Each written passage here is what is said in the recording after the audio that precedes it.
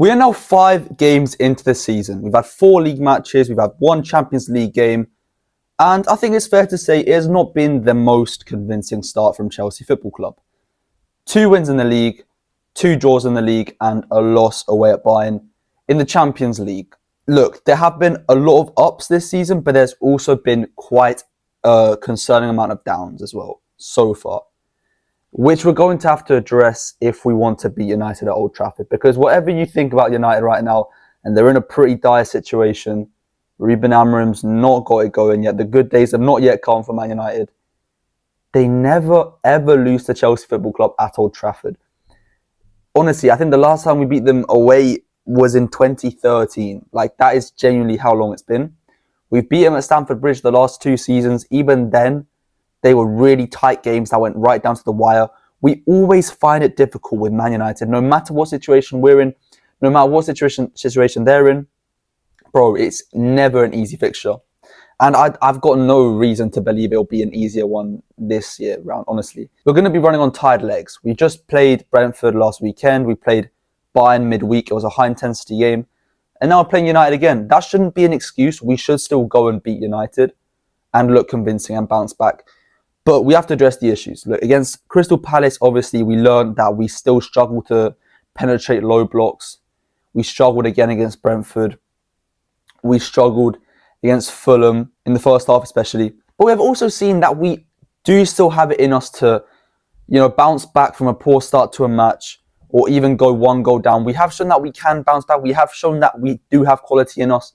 Of course, I mean, we saw it last season. We've seen it this season still. Against West Ham, we started off poorly in the first 20 minutes. We went 1 goal down. We won that game 5-1.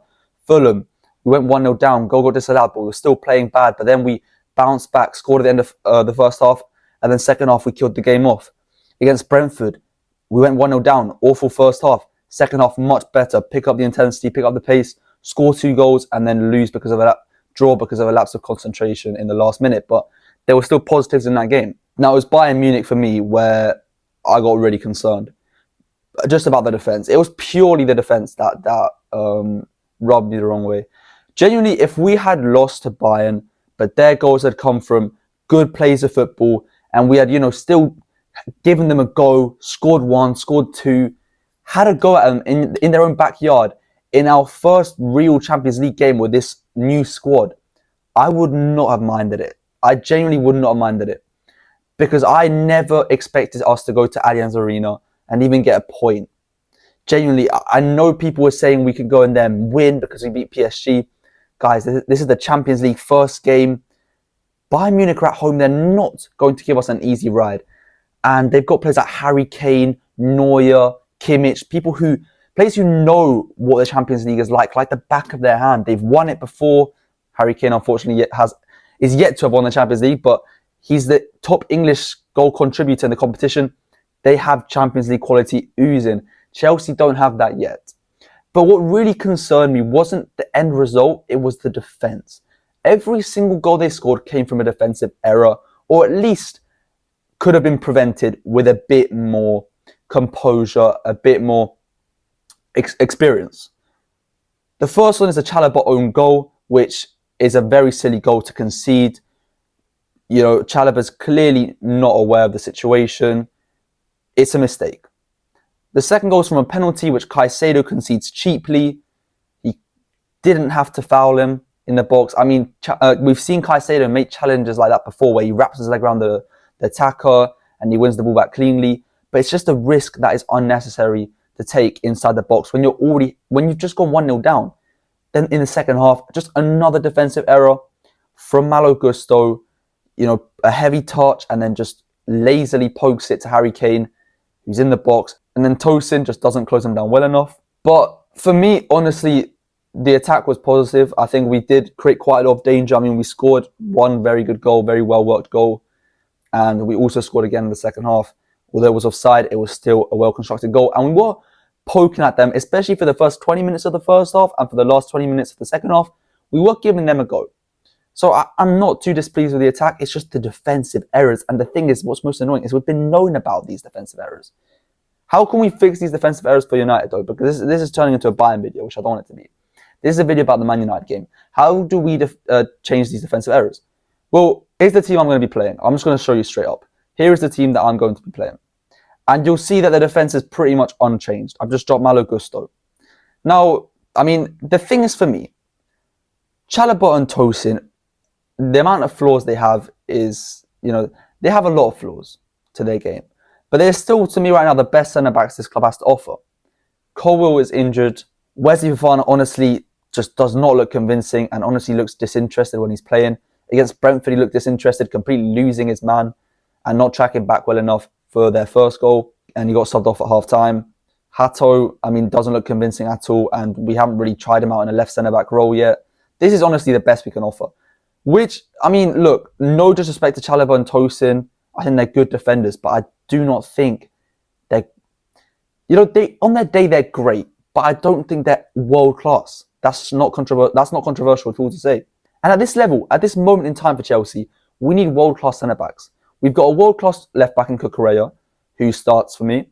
World-class right-back in Reece James, who starts. World-Cup CDM, or defensive-minded midfielder, Caicedo. Palmer is world-class. And João Pedro isn't world-class, but honestly, if he carries it on this season, he could easily be world-class by the end of the campaign. He has looked world-class in his first few games. Garnacho and Esteval, obviously this is not the right Esteval, are also very good attackers in my opinion. Esteval in particular, who provided a pretty bright spark when he came on against Bayern. Obviously it was already too late. But the only real changes I've made in this lineup are attacking ones, which seems a bit crazy because I've just been slating the defence the whole time. But honestly, the defence for me is an issue that cannot be fixed within the club. Maybe we give Achampong a few more minutes. I wouldn't mind that, but I don't think in a game like this. I think maybe against Lincoln and maybe even against Brighton. But honestly, I think right now, the defence, this is all we can do. But I am going to make a few changes. Don't get me wrong. Andre Santos comes in for Enzo Fernandez. Now, Enzo Fernandez for me has not been convincing enough at all in the start of the season. He's got his goals, he's got his assists, but he has not looked consistent enough. He hasn't. Against Crystal Palace, he was poor. Fulham, he was really poor, even though he got a goal and assist. Against, who else? West Ham, he wasn't great. Against Brentford, he was a lot better, to be fair. But against Bayern, again, not great. So he's had one good game, maybe two, because Fulham, he did get goal and assist. 2 good games in the start of the season is not what you want from your captain a lot of the time. Your vice-captain. And this is not me saying Enzo Fernandez is now going to be excluded from the team or starting 11, not at all. I think he still right now is our starter, our best number 8, I guess you could call him, our best box crasher. But I think Andre Santos deserves a start in the league. I think he does. I think in his cameos, he hasn't looked incredible. He hasn't set the world alight. But he has looked very positive at many times against Fulham in particular. I think against Bayern, he was also good when he came on. Obviously, played the ball for Palmer for the second goal, which was offside, but it was an absolutely brilliant ball. Don't get me wrong. That pass had perfect weight on it. And I think if Palmer had just timed his run a bit better, he could have easily still got to it. So Andre Santos for me should start. Does that mean Enzo Maresca will start Andre Santos over Enzo Fernandez? Probably not, let's be real. But it would be interesting to see if he does. Now the next 2 changes, the final 2 changes, Esteval and Garnacho. So against Bayern, we played Palmer on the wing, Enzo sort of as a 10, I guess you could call him. And we had Reece James playing in midfield with Caicedo. Now, I put Palmer back in the middle. I put Esteval on the right and I put Garnacho on the left. I think Garnacho's actually looked pretty decent when he's come on. And obviously, there's not a lot of content that we can really unpack with Garnacho. He's played 2 20-minute cameos against Brentford and against Bayern, which makes sense because he hasn't had a pre-season really. He hasn't had enough time to build match sharpness. You know what I mean? So Garnacho for me, yes, it's first start here. But honestly, guys, what better moment for Maresca to show his trust in Garnacho than to start him in his old club's own back garden? This is a perfect moment for Garnacho. He's got so much to prove against the United fans, to the world, to Chelsea fans. He will be a man with a mission if he starts. And I want to see him start for that. I want to see the fire in his eyes. I want to see him, manipulate and take the noise and the fire from the crowd onto his stride, and to just see that building up inside of him. Every time he gets the ball, I want to see him trying something, a dribble, a cross, a shot. And I want to see him do that with passion. And honestly, there's not going to be many more instances where Garnacho is going to be as passionate as against Man United. And honestly, this could be a perfect moment to kickstart his Chelsea career. I mean, imagine we go to Old Trafford, he starts, he bags a goal, we win the game. I mean, Garnacho is going to be filled with confidence from then on.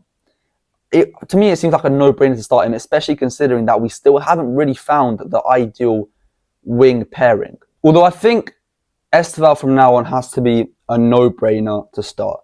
Gittins hasn't looked convincing.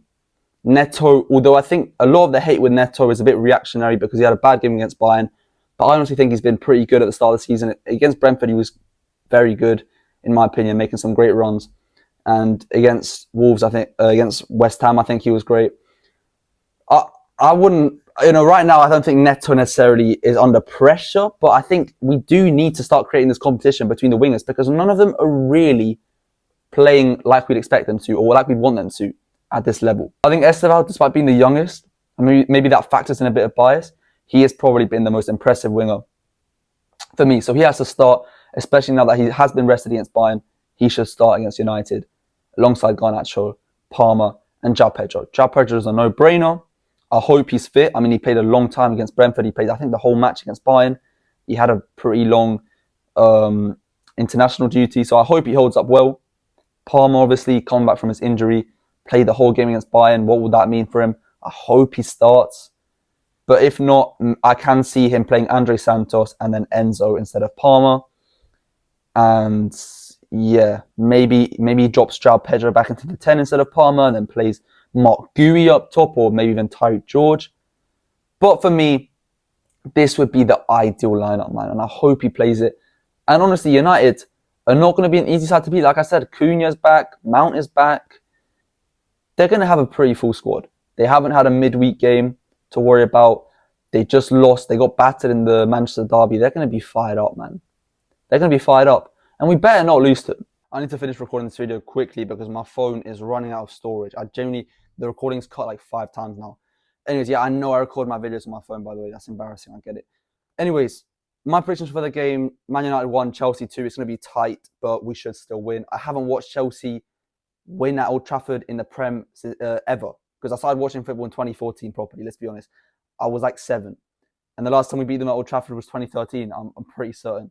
You can fact check that if you want. Let me know in the comments if I'm wrong. Let me know in the comments your starting 11, your score predictions. Thank you for watching, and I'll see you in a bit.